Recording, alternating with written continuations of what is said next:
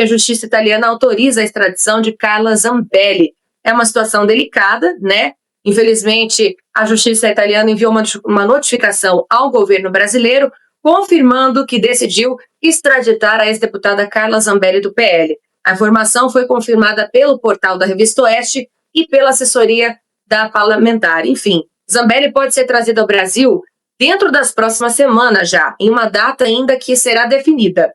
Ela deve ser encaminhada à penitenciária feminina do Distrito Federal, conhecida como Colmeia.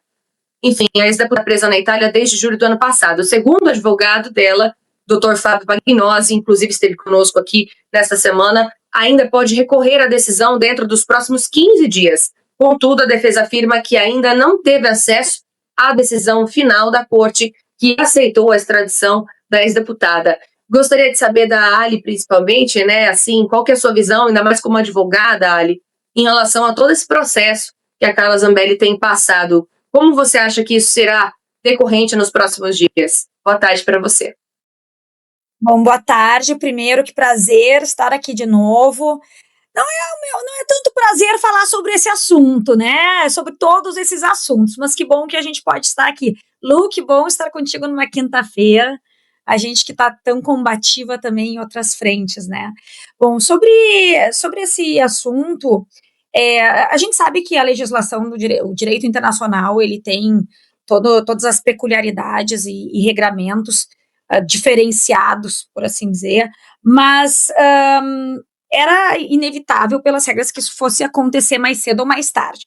Agora, o meu ponto é que nem sempre vale a lei, nem sempre valem as decisões judiciais. E eu queria fazer trazer a lembrança do caso do Cesare Battisti, né, que é inevitável que a gente compare, porque foi um caso muito polêmico, envolvendo também extradição, envolvendo crimes, embora absolutamente diferentes. Não sei se vocês recordam, se a nossa audiência recorda, o Cesare Battisti foi condenado na Itália por homicídios, 4 homicídios, se eu não me engano, e a Itália pediu a extradição dele, ele estava no Brasil, e o então ministro da Justiça, Tarso Dutra, não liberou ele para voltar, não aceitou a extradição para que fossem mandados de volta. O STF já havia, inclusive, autorizado, e assim ele ficou aqui por anos, até 2018, quando depois, com a mudança do governo, ele acabou também fugindo. E por que eu faço essa lembrança? Porque, no caso, havia uma decisão daqui para que ele retornasse à Itália, e por questões políticas, de decisão interna, ele não foi. Então, eu fico pensando, que isso abriu uma enorme crise diplomática entre os países, que durou anos. Fico pensando se não seria um momento de uma revanche aí, né? A Giorgia Meloni se acabar também tomando alguma frente e manter a Carla Zambelli, que, embora seja condenada por crimes digitais, é um crime também que entra nesse enorme balde que a gente tem dos crimes de opinião no Brasil. Crime de opinião no Brasil é o crime mais grave que existe nesse Brasil, hoje é o crime de opinião, né? E não sei, avento essa possibilidade, porque, para ser bem sincera, é a única esperança que eu vejo aí nesse caso, que houvesse realmente uma questão política que intercedesse na discussão.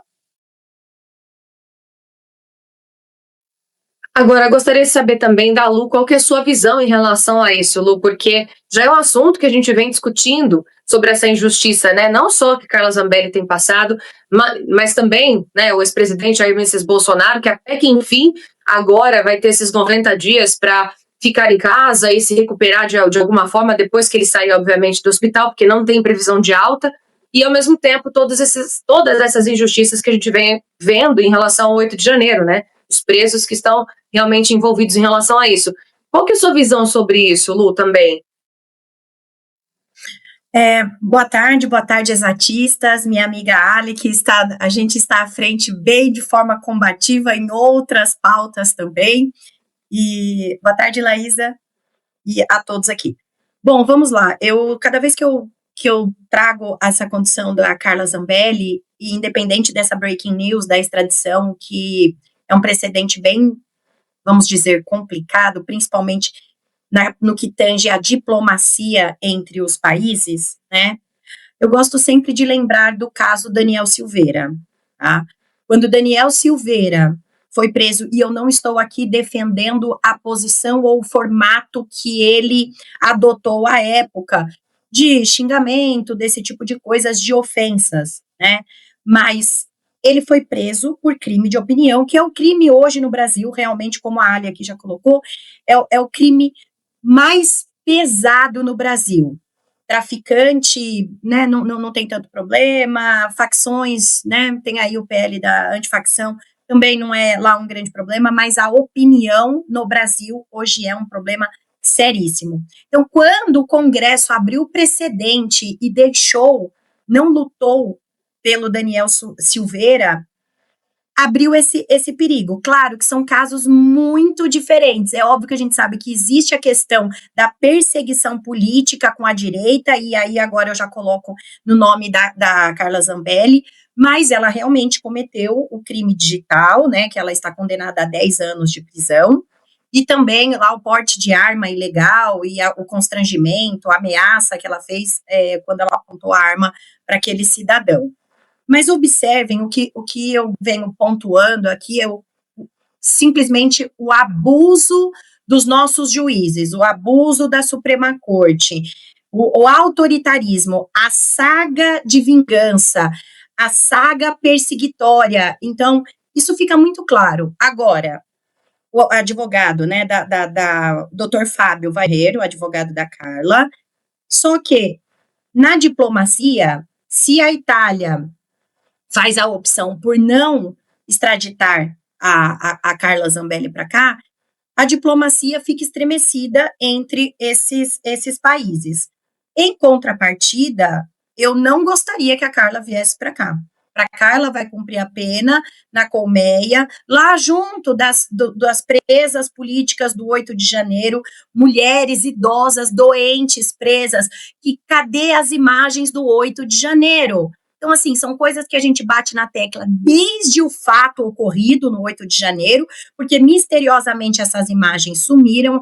Nós sabemos que eles foram todos tratados no mesmo formato, não teve individualização, não teve nada, foram presos a toque de caixa, em rebanho, e essas pessoas estão lá. Pessoas idosas, pessoas doentes, o Clezão que morreu, Jair Messias Bolsonaro. Então, assim, para um lado, o rigor da lei, para o outro, todas a venda nos olhos, né? Eu não quero, sinceramente, eu espero que a Carla não seja extraditada, mas não posso fugir aqui no que tange a questão diplomática, se isso acontecer, se a Itália não extraditar, a questão diplomática que fica entre os dois países, isso me preocupa muito. Mas também no que tange a diplomacia, nós não estamos aí muito bem, né? O Itamaraty, o presidente Luiz Inácio Lula da Silva é persona non grata em Israel.